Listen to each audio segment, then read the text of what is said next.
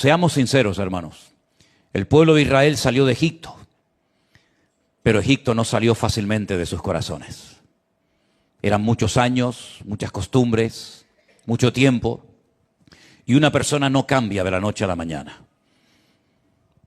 A menos que Dios haga un milagro radical en esa vida, la gente no cambia, ni deja sus costumbres, ni sus tradiciones, ni su forma de pensar, de vivir y de reaccionar de la noche a la mañana. Es un largo proceso. No porque al Señor le cueste cambiar a la gente, no porque al Señor le cueste cambiar nuestra mente. No, Dios no tiene ningún problema en ese sentido. Es que somos nosotros los que muchas veces con nuestra actitud, con nuestras ataduras y con el Egipto que llevamos dentro, frenamos la obra que Dios quiere hacer en nuestras vidas.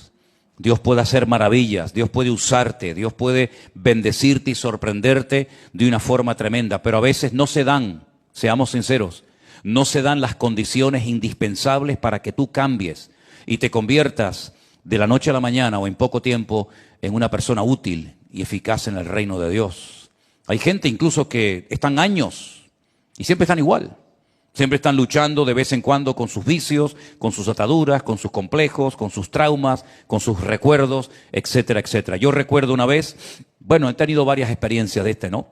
Pero me acuerdo una vez que fuimos a buscar a una hermana con la furgoneta que teníamos en la iglesia en la isla de La Gomera. Allí estuvimos viviendo un tiempo, pastoreando una iglesia, y me acuerdo que había una hermana que la íbamos a buscar a su casa. Y mira que se lo dijimos varias veces, pero cada vez que se montaba en la furgoneta para ir al culto, ella decía Dios delante y cogía así y se persignaba. Y yo decía, hermana, ya no hace falta que haga eso. Bueno, es que es una costumbre que yo llevo desde niña, ¿no? Y siempre lo hacía. Y otra vez me pasó, una hermana estaba a punto de ser bautizada y el agua estaba tan fría que cuando entró al agua no se le ocurrió otra cosa que persignarse. Y yo digo, madre mía, ¿cómo está el patio? También me dijo una vez Miriam, cuando viajábamos a Israel, pasábamos por encima de Suiza y una turbulencia tremenda. Además, en la parte de atrás del avión generalmente se nota más las turbulencias, ¿no? Y iba con nosotros una hermana de aquí, de Tenerife, de otra iglesia, y se asustó tanto que empezó a orar y no paraba de persignarse, ¿no? Pero en fin, es lo que digo, ¿no? Es que la gente no cambia de la noche a la mañana, y eso que estamos aquí en la iglesia. Y aquí en la iglesia no te comportas como tú realmente eres. Nadie se comporta en la iglesia en este corto y breve tiempo que estamos aquí como uno realmente es en la intimidad. Seguramente tú usas palabras y expresiones y tal vez algún taco, alguna palabrota de vez en cuando que aquí no la dirías nunca, ¿no? Porque no tienes la libertad y a lo mejor ni siquiera el tiempo, ¿no? Llevó mucho tiempo, ya digo, sacar a Egipto del corazón de los hijos de Israel. De hecho, cuando Moisés faltó un tiempo, la Biblia dice que no se les ocurre otra cosa que construir, que hacer un becerro de oro. Y dijeron, estos son nuestros dioses, volvamos otra vez a Egipto. Es tremendo, ¿no? Por eso la semana pasada leíamos el versículo de Gálatas 5:1 que decía, estad firmes en la libertad con que Cristo os hizo libres, y no estéis otra vez sujetos al yugo de esclavitud. Parece ser que en la iglesia de Gálatas, en Galacia, cuando el apóstol Pablo se ausentó de la misma, comenzaron a entrar en la iglesia falsas enseñanzas, falsas doctrinas, hombres que venían de otras partes diciéndole a la gente que si no observaban, si no cumplían los 613 mandamientos de la ley de Moisés, no podían ser salvos. Pablo se entera de esto. Y entonces él escribe la carta a los Gálatas, que es una maravilla, y en esa carta les apela, les recuerda que no hay otro evangelio diferente del que ellos recibieron, que la ley fue un medio, no un fin en sí mismo. La ley fue un medio para llevarnos a Cristo, y una vez que vino Cristo, la ley quedó obsoleta, ya no tiene ninguna razón de ser, no porque ahora vivamos sin ley, sino que ahora estamos en la ley de Cristo, que es incluso en algunos aspectos mucho más exigente que la ley de Moisés, no les quepa a ustedes la menor duda. Ahora bien, para mantenernos en la libertad, para mantenernos en victoria y con la bendición de Dios todos los días de nuestra vida, tenemos que aprender cada día cosas. Algunas las recordamos, otras tal vez serán para algunos nuevas en esta noche. En Filipenses capítulo 4, el versículo 8, nos habla acerca de cómo tenemos que pensar los creyentes en la actualidad. Y dice lo siguiente: por lo demás, hermanos, todo lo que es verdadero, todo lo que es honesto, todo lo que es justo, todo lo que es puro, todo lo amable, todo lo que es de buen nombre, si hay virtud alguna, si algo digno de alabanza, en esto pensad. Lo que aprendisteis y recibisteis y oísteis y visteis en mí, esto haced, y el Dios de paz estará con vosotros. Hay que aprender a filtrar lo que viene a la mente, porque venir puede venir, pero nosotros tenemos que ser responsables de darle lugar o decir, no voy a darle ni un espacio en mi vida, ni un minuto de mi tiempo a estas actitudes, a estas palabras y sobre todo a estos pensamientos. La mente es en cierto sentido la sala de máquinas del ser humano. Trabaja permanentemente, de noche y de día.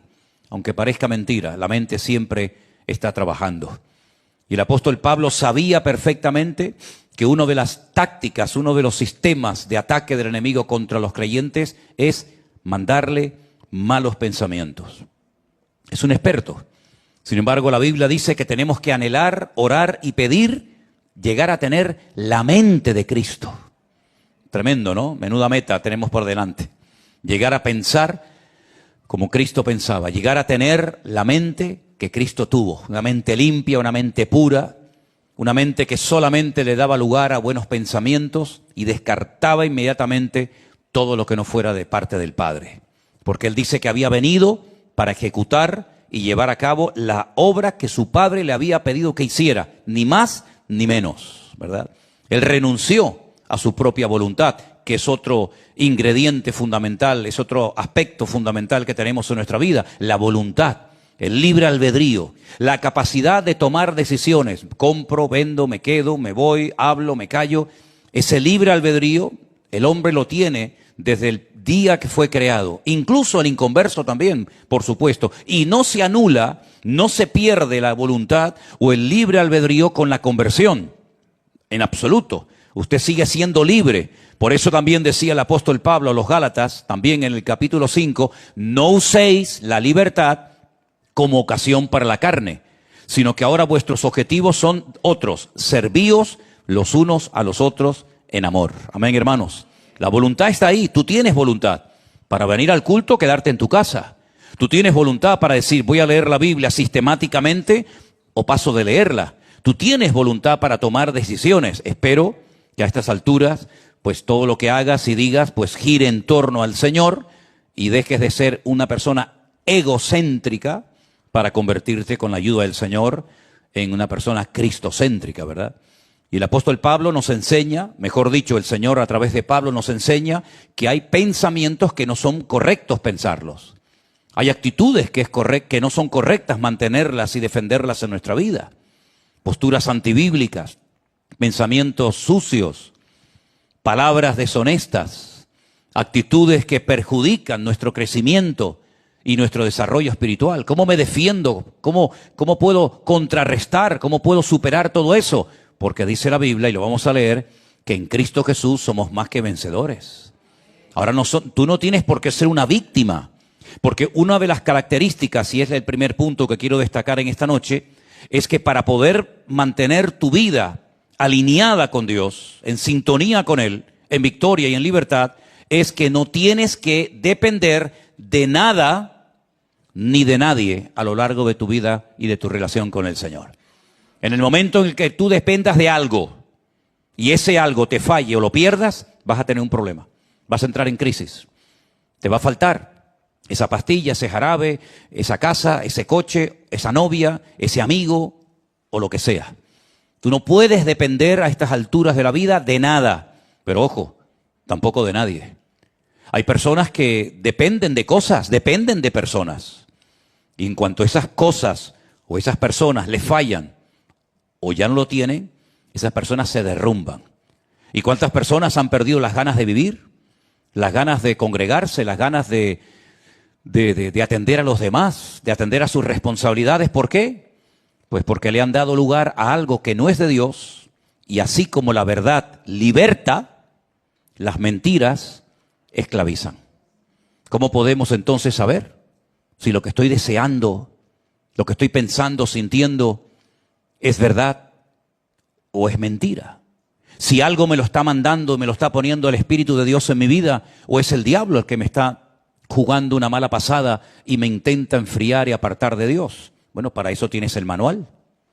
Con el manual, con la Biblia, puedes saber en todo momento si lo que tú estás pensando, si lo que tú estás sintiendo es voluntad de Dios o no es la voluntad de Dios. Tú no eres una víctima, no tienes por qué estar inventándote nada, no tienes por qué estar imaginándote. No, aquí no es cuestión de sentir, aquí no es cuestión de ver, de tocar, ni de imaginarme nada.